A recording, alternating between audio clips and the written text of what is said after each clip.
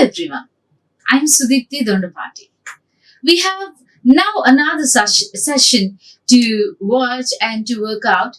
That is session number 7, and we are going to continue with our practice and session exclusively on TCS NQT National Qualifier Test. Hope you are tuned, with what's happening, and we are basically and exclusively doing on these verbal English, and which is part of foundational phase. Foundational and advanced, and foundation has 3 elements, has 3 important subjects, and verbal ability is part of it, one among. So we are dealing with verbal ability questions. So a part of that, we dealt and we looked at so many grammatical aspects like sentence completion, sentence improvement, paragraph completion, jumbled sentences, prepositions, adjectives, articles, and so many synonyms, antonyms, and especially providing appropriate words and the gap provided. So all these are different ways of if you learn synonyms. So the question will not only the question is not asked only in one way, though the aspect or the question or the type is the same, but the way they ask is different. They will not ask you to find another synonym. They may ask you, like, try to write a the word which is very closest to the in the given options to the question word. So that in that way they may ask. And in another way is like try to find out the equivalent word and try to come up with the word which is very close to it, and like I've mentioned, or else it's without distorting the meaning of it, or choose the nearest option. So these are different ways, and these are only a few ways of asking questions, and there are so many things. But the thing you have to use your wisdom. You have to know the question and try to understand the content given there and provide your answer to the question. Right. Now, in this session, we will be dealing with reading comprehension. Reading comprehension. Now, many students, they feel reading comprehension is very difficult, and some of them don't feel reading comprehension is difficult, but they do make mistakes. So, shall I tell you something very important? Reading skill is an important skill. LSRW, where R stands for reading skill. Reading skills or a reading skill. So this reading skill, if you can really master this reading skill, you can really improve your comprehension ability, and the way you use your mindset, the way you use your IQ, the way you use your understanding ability, everything will be very good when you use, or when you master, or when you acquire some knowledge, when you acquire gaining proficiency in this particular aspect of language. So my dear students, try to understand, try to learn this comprehension, so that not only that you'll be able to understand the textual information, but anything that you read out. So you go to any market, you read your signboards, and you are not able to understand, and you come and once again you dig deeper and try to find out, ask what's that matter about, and you ask, can you please tell me the meaning of that? So these many questions pop up in your mind. So why? The reason is your lack of reading comprehension. So understand it. And now what are some strategies that you can really use for reading comprehension, and what are some useful tips that can be on your tips of your fingers. So all that we are going to dwell now. Let's get started. TCS NQT Verbal Ability Part 7. Right. So you have to remember there are 6 essentials. There are 6 essentials in reading comprehension. Number 1, decoding. Number 2, fluency. Number 3, vocabulary. Number 4, sentence construction and cohesion. Number 5, reasoning and background knowledge. Number 6, working memory and attention. Decoding, fluency, vocabulary, sentence construction and cohesion, reasoning and background knowledge, and working memory and attention. Now let us understand every aspect carefully so that you'll be able to understand it very clearly without any confusion. Number one, we highlighted as decoding. What is decoding? You have to decode my message, I tell you. You have to decode from what I say. You have to decode the information that our speaker is going to give us today. So, what is the decoding? Distrustful. That is like you are, you are. It's like you are revealing. You're uncovering the information. That means you break it down and understand. You break it down and understand. Uncover it. So without hiding any information. So when you say decoding, coding is something which is some written language or some hidden a mask which you will be removing it by decoding, being away or being you off. That is the sense. So you understand the sense of it. That is called. So when I say I'll give you a passage and you have to decode it, what do I mean? I mean by saying I'll give you a passage and you have to understand the passage given and try to answer the questions given. Right? So that is the sense. Number two, what is another aspect? Fluency. So that's all about decoding. Number two is fluency. Fluency, do you mean fluency in speaking, fluency in writing, fluency in, saying some riddles, passages, all that? No. Generally, fluency is a general term, which means without giving frequent and intermittent pauses, and you try to resolve it at a stretch, at a go. You try to finish it. You try to complete. You try to understand the essence of it at a go, like that, right? Without giving intermittent pauses, like again and again. You know this buffering, right? When you watch a YouTube video, what happens is like sometimes it buffers. It keeps on, goes and again stops, goes and again stops, goes and again stops. So that is called buffering. And now there is something which is which pauses continuously without consistency. So that is called that without any giving consistent break, going smoothly. That is called fluency. So you have to have the fluency in understanding and reading.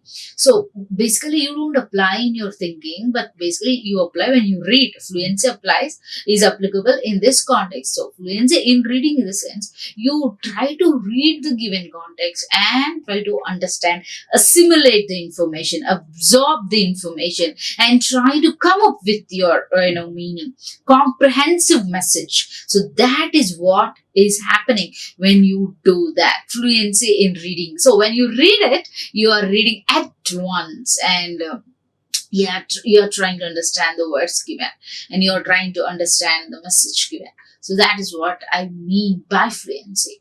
Now, number three, vocabulary. What is the third essential? First two essentials, decoding, fluency. Number three, third essential is vocabulary. Why is that very essential, and why is it a significant aspect in reading comprehension? When you understand the vocabulary given, when you understand the words given, when you understand the words in context, when you understand words in isolation, then you'll be able to sketch a meaning to the passage given there. So you try to come up with an overall idea. You try to give an overall sense to that picture. So which is why you have to understand that vocabulary is something that is very crucial. You write any verbal exam, they'll check on your vocabulary. You speak to your boss, you have your vocabulary is tested, and the words which you choose, the words which you use for conveying the sense, is something that is very appropriate and immediate requirement. So you have to do that. Next, vocabulary is something that will enrich your thinking capacity as well. So that's very essential and crucial ingredient of reading comprehension. right? So now number 4, sentence construction and cohesion. Sentence construction and cohesion. What is the sentence construction?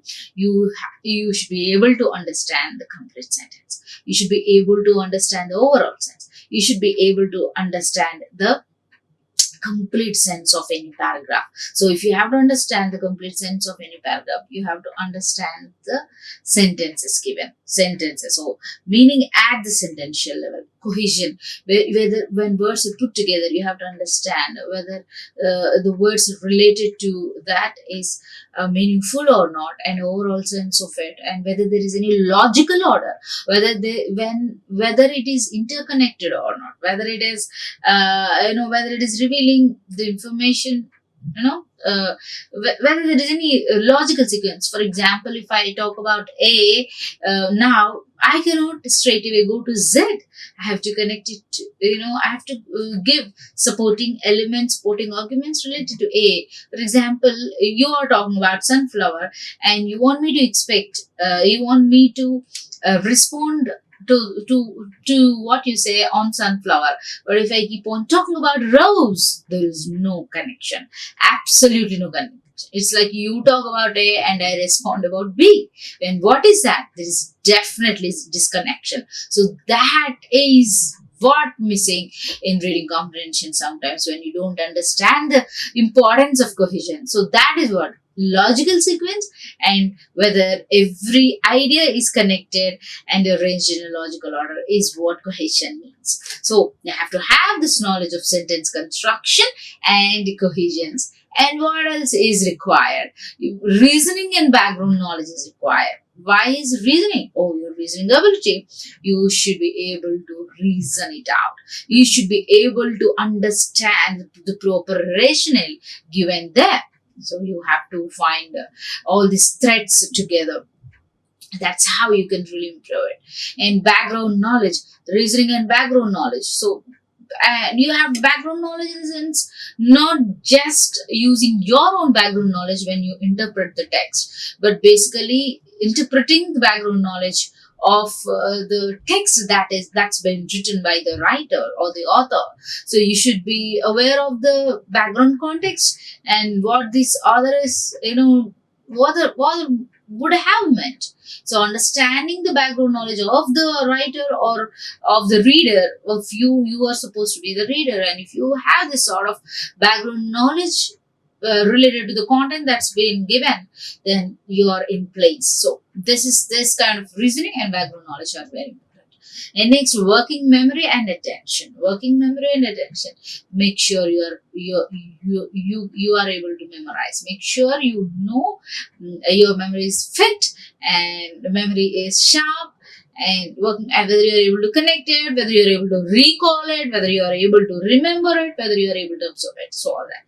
And keen attention, keen focus and attention is 100% required. Now, what all we said: decoding, number 1, fluency, vocabulary, sentence construction and cohesion, reasoning and background knowledge, finally working memory and attention. So all the 6 ingredients are 6 essential, and you have to possess all these 6 when you do your reading comprehension, and they will automatically be function. They'll be functioning when you do it, when you try to activate your memory, right? Keeping these 6 things in view, let us now move on to the other aspect. Now, what are some tips? We discussed 6 essentials, and now what are some tips you can really have before you, or you should have before you do reading comprehension passages? Now, you should know, basically, there are 2 important segments. There are 2 important aspects. One is referential, the other one is inferential. Referential and inferential. Inferential. So, what is this referential and inferential? Reference, referring to, relating to, right? So, that is what referential. Why is it related? What is it related? It is related to anything. It is related to the text that is being asked. So that's what you are trying to look at, and so that is one thing. The second one is inferential. We will look at it when we go to the others. Let us now dwell on this third referential. Now, why is this referential aspect important in reading comprehension? In this comprehension, the understanding of information, meaning, context, sequence, characters in the story, even sequential, factual, everything will be given. So mostly directly, you don't have to grope for the answers in any indirect way. So what you can, at the most you can do is, what you have, you can try to understand information in from the text itself. You don't have to worry about it. You don't have to use your schemata all the time. What you can do is, you can really think about the words. You can really think about the answer when you refer to the text. That's all. You think about the answer just by referring to the text. That is what referential. Your the subject, the characters, events, sequence, the dates, what's that. So direct answers will be there in the text. So this type of text or this type of comprehension is referential comprehension or referential text. Okay, so now, ma'am, you can ask, ma'am, what is that to do with reading comprehension passage? Because you have to see that the text which you are dealing has, you have to approach the text, reading comprehension text with these two objectives. One is referential and another one is inferential. So when you know this, yes, these are the answers already given, then what you are doing is automatically you are utilizing your referential aspect of knowledge, right? So you can easily find some details will be given in the text. Sometimes the author talks about the place, time. Sometimes the author talks about the benefits of any, if he's talking about technology or 5G, he will talk about the benefits. There itself in the text they are mentioned. You don't have to worry about it. Sometimes what they do is they give factual data. It's not at all a difficult thing for you. Sometimes the writer provides a context of writing. Sometimes the writer provides sequential order of events. Where this happened 1970, it happened 80, it happened 90, it happened 2000. So everything will be given in referential type of text. So that is one thing I want to remind you. And the other one is, it is directly spotted, and you can use this information for your for your betterment or for your improvement. Right. So that is all about referential. The second one is inferential. Inferential, you infer. I say, I try to give some information, and you please infer the message and conclusions on yourself, by yourself, or on your own. When I say that, so what is the sense I'm trying to create it? Inferring means what? You are trying to draw your own conclusions. And the writer or nobody is going to help you with the conclusion. That means you are going to take the message based on your own understanding. So what can be the overall sense of the text? What can be the intention of the writer? Why, perhaps there would have been some reason, behind this event that happened in the story. So you are using your knowledge and you are driving. And remember, my inference may be different from the other person. So other person's inference. So that is why we do use this inferential text, especially in critical text, critical reading, when you are analyzing poems, when you are analyzing poems, when you are analyzing text, some kind of analytical critical reading, where critical reading is involved. So in inferential, what you have to do is, you have to determine the meaning. You have to find out the actual meaning of the text. The reader has to determine. That is the sense of it. So readers required to combine ideas, interpret, evaluate. What you're doing is, you're trying to read and you're trying to work out it cohesively by pulling all the ideas together. And then what you are giving your own interpretation. You are giving your own interpretation, and you are evaluating the information. And when you are evaluating the information, what you do, you're at the same time you are identifying the tone. What happens when you identify the tone and voice?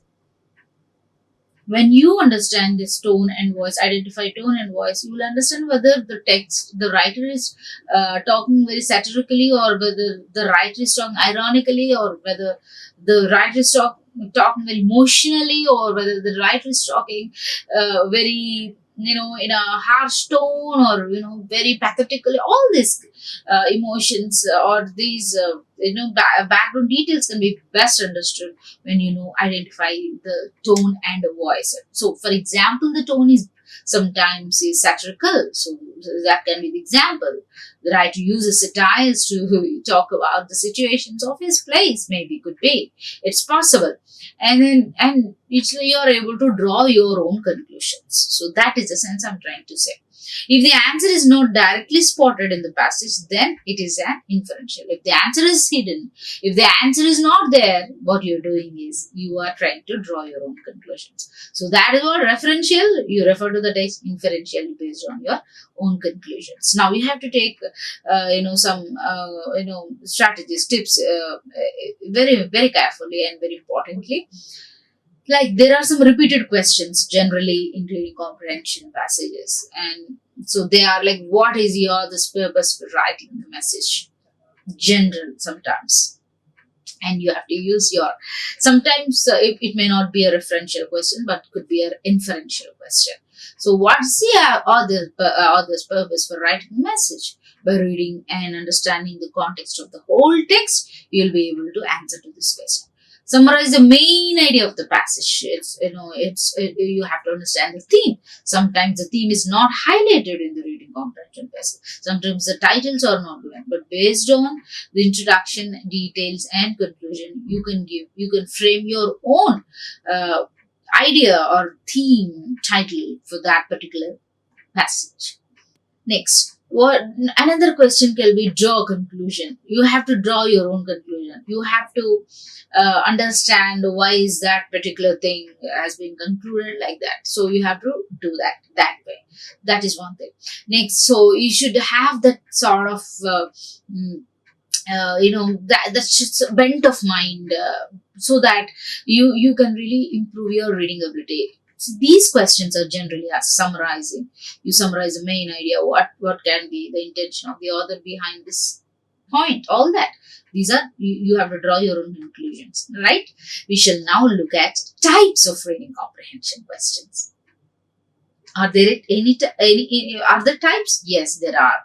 So RC questions based on different things can be can be understood now.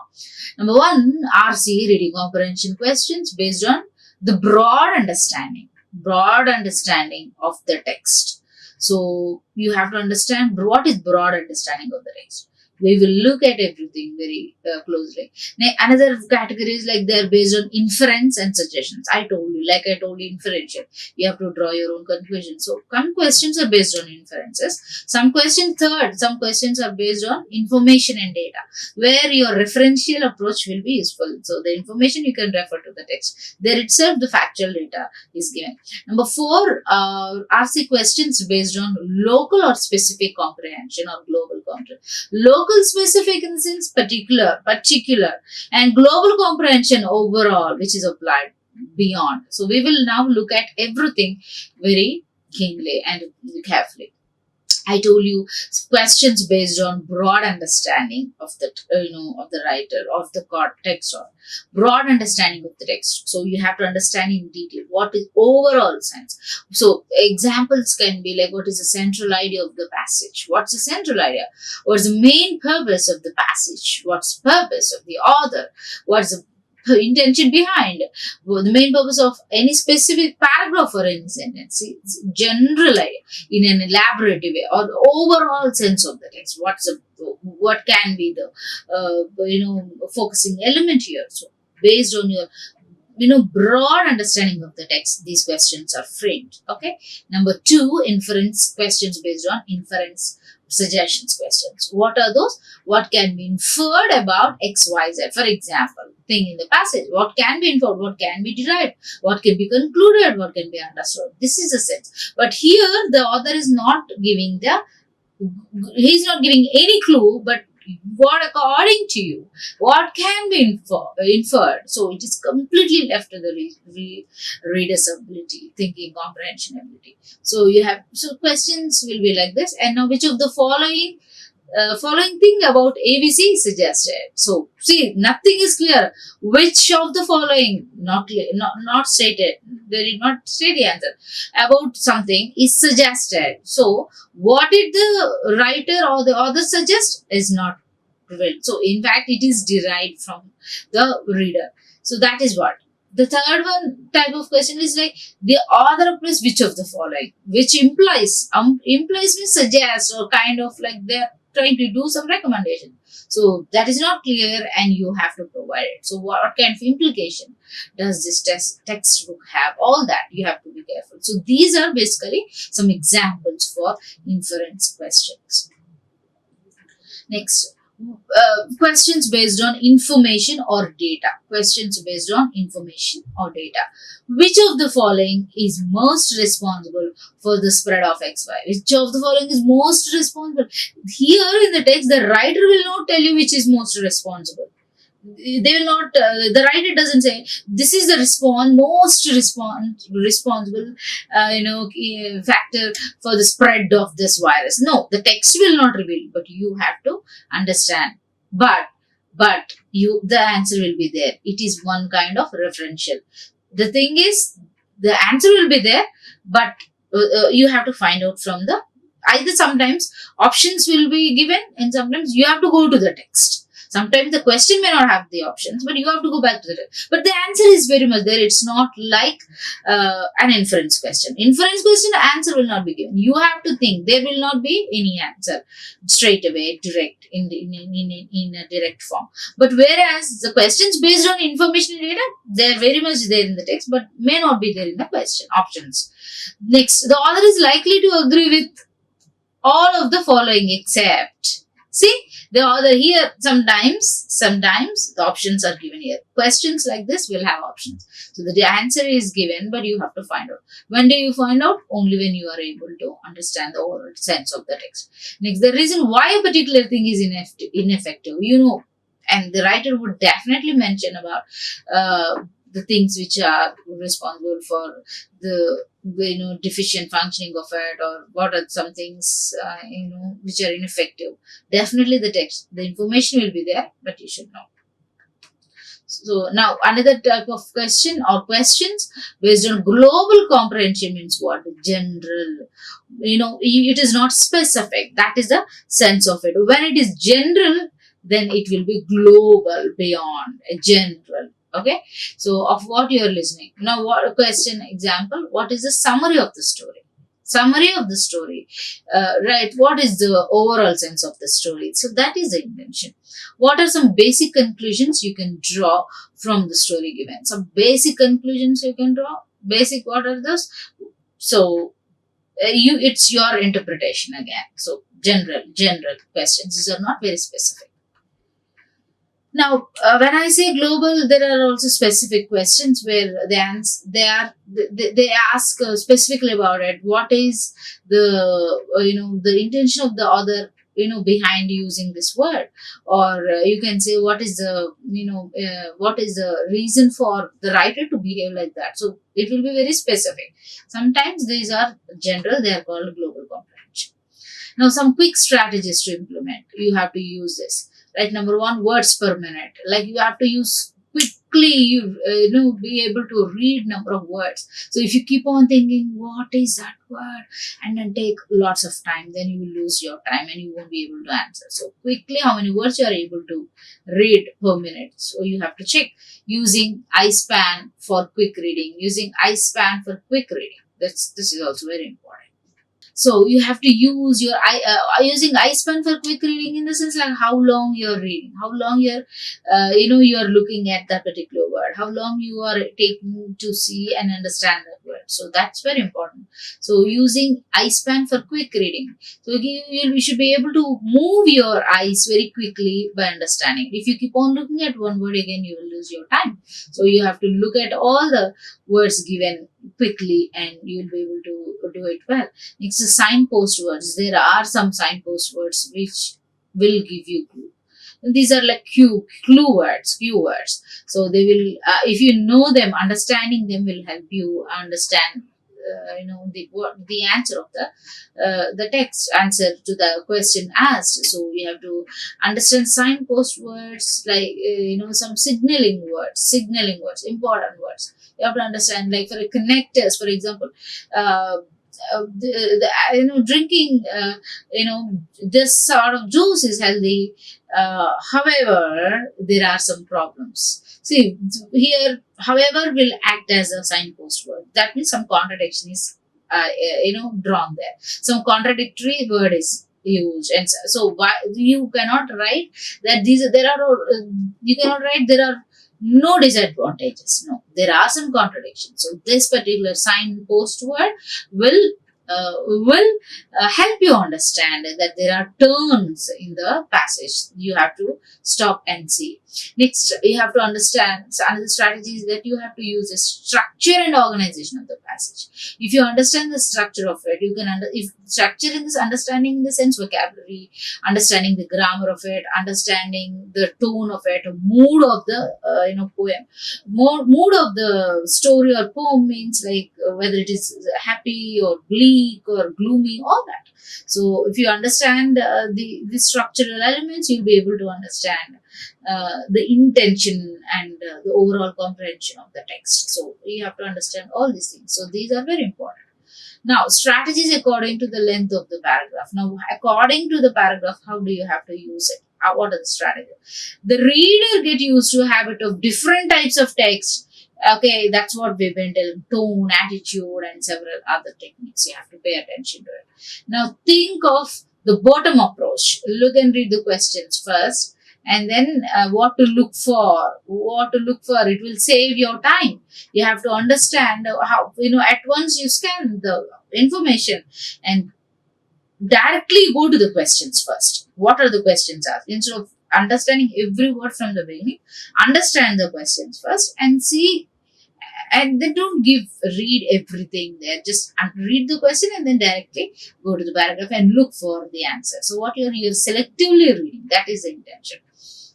Next, while reading the long passage, make sure not to read the complete passage. Try reading only parts. What happens is if you keep on reading every line, you will miss your time, because questions that if you read the question and then look for the answer, you will not waste much time. That is the sense of it. While reading the passage, don't try to memorize every part of the passage. Instead, understand the essence of the point being conveyed by the author. See, while reading the message, don't try to memorize. You don't have to remember every detail, whatever you read. Just remember some crucial. For that, you need to take note taking. You have to use note making and note taking methods. Next, increase the reading speed by solving different exam online. When you have to increase reading speed, then you can save your time, and you'll be able to quickly get the answer without wasting much time. How will you get? If you keep on practicing doing some similar reading comprehension passage tests, you'll be able to do it. Next, try to engage with the passage from the beginning. So how is that? You have to engaging yourself with, or engaged with that. What is that? Is like from the beginning, in the sense like taking the content into account, getting familiarized with the text. Don't read it and forget, and try to keep the main ideas and keep in touch with the thoughts that you have just read. So that's what is important. Right now, let us try one practice reading comprehension passage, and then we will close it, because till now we've discussed how you can really use strategies and what are strategies you can use for reading comprehension. So this is the practice paragraph for you. We'll close with this. Right, take some 2 minutes time and understand it. A fact that draws our attention is that according to his position in life, an extravagant man, extravagancy, good, efficient, and everything in extra. Man is either admired or loathed, either admired or scolded and looked down upon. Admired. So A successful businessman does nothing to increase his popularity by being prudent with his money. The successful man does nothing to increase his popularity by being prudent. So that's what he said. So he does nothing to improve his fame or name. A person who is wealthy is expected, somebody who is well off, and he is expected to lead a luxurious, great bombardist, great, pompous life. If he is not so, he is considered mean, and his reputation in business may even suffer. If general psychology, this is how the society looks. So what is that? If he's not very rich, he is considered to be very low, and not spending much. The paradox remains. So what is it? What is the idea which is generally is there, is that which is there, is that he had not been very careful with his money in the first place. The paradox, he would never have achieved his present wealth if he is not careful. Any successful man, if he is not careful with his money, then definitely he wouldn't be successful. That is the idea here. Among the low income group, a different set of, again, so this is, here we saw what are some chief qualities of a rich man and how extravagant man and his lifestyle, whereas this paragraph talks about low income group people of this group. They have different set of values. For example, young clerk who makes his wife a present of a new dress when he has not paid his house rent. So young clerk who makes his wife a present and he has not paid is condemned as extravagant. For example, if he's not in position to pay for his rent, and but still he presents his wife beautiful dress, then he's not very well thought, and people think he's an extravagant man. So carelessness is what people think.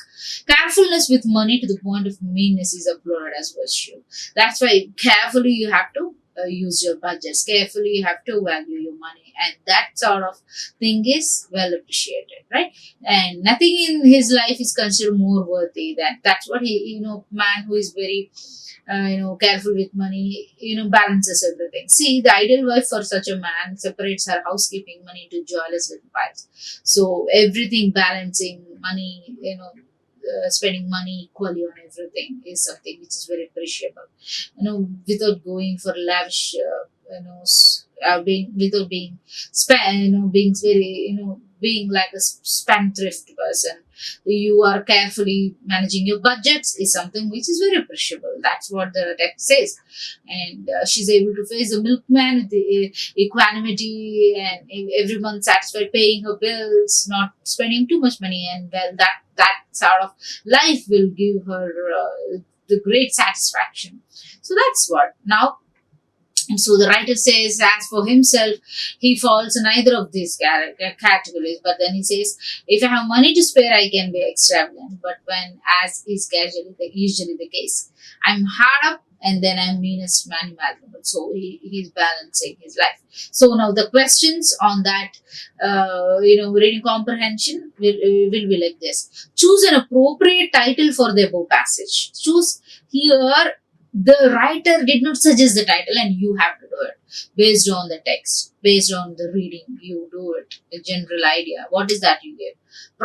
Profligacy plays its part in the lives of both rich and poor, or miserable lives of the poor. What is that you give? Profligacy, a cause for poverty, or profligacy is appreciated. What is it? What is the meaning of the word profligacy? What is that? Without knowing that, you cannot. That's why vocabulary is very crucial. You have to understand vocabulary used here in the text. Profligacy is generally carelessness, not being very wise and careful with money. So that's what. And what is the best title you can choose? Miserable lives of the poor, or profligacy, a cause for poverty. Or profligacy plays its part in the lives of both rich and poor. So here, if you could really remember the text discusses both, rich man's life when he's not careful, and poor man's life when he's very careful with money and balancing everything. So that's why the role of, so here this option one seems to be very balancing, whereas the text did not talk about only the lives of miserable people. or the text did not talk about only the profligacy or cause for poverty. It also talked about the life of the rich, and also the good things that a careful man uses. Profligacy is appreciated. Obviously, carelessness is not appreciated. So these can't be the answer. And you can go with the option one because it is appropriate. It touches both the rich man's and poor man's life. So, second question. As per the text, a wealthy and successful businessman. As per the text, a wealthy and successful. Earlier, first, when it asked about the title of it, you are, it is general, broad understanding of the text question we discussed, right? And the second question, you can really think about choose appropriate title. That's what general understanding. This one is as per the text, a wealthy and successful businessman is, right? This is question which is based on the information based question. So here the text would have the answer here if you can really look into it. A wealthy and successful businessman what has been into profligacy, or is popular by wasting time, or shall not worry about popularity, or is likely to have a lavish standard of living. Generally, is likely to have a lavish standard of living, rich, obviously, right? So the option D 4 can be the right answer. So next, lavish with hospitality. What is the meaning of this? Lavish with hospitality. The phrase in the text of the above passage you have to understand. Lavish, what is the meaning from the given options? You have to find out.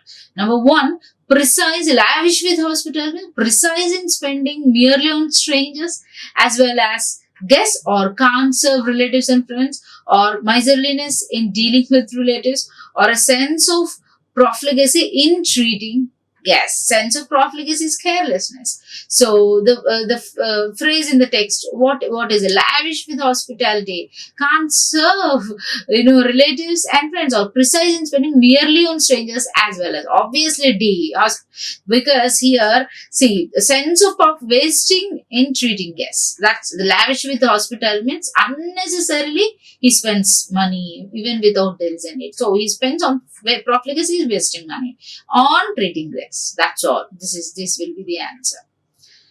Fourth question. Equanimity word in the concluding paragraph. Equanimity means what? Embarrassment, composure, ambiguous. Ambiguous is like not very clear, doubtfulness. Composure, it is something, mix of everything, embarrassment. So what is that?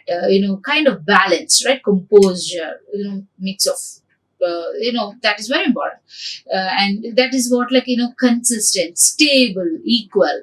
So that is what you have to do. Equanimity, this is the word that is used in the being that was that is used in the text. You have to be very careful. So these are some random questions. We looked at all these questions based on the aspects we've discussed, right? So keep all these strategies in your mind, understand, recall, remember, and then try to use your time wisely by when you do your reading comprehension passages. So if you master these strategies, if you remember all this, follow it, definitely you'll be able to resolve reading comprehension questions, right? So with this, we will end the session. So the session is all about the reading comprehension. Hope you practice and try to come up with your own answers on different texts. Thank you. Thank you for your patient listening. Like, share and subscribe. Hit the bell icon for more updates.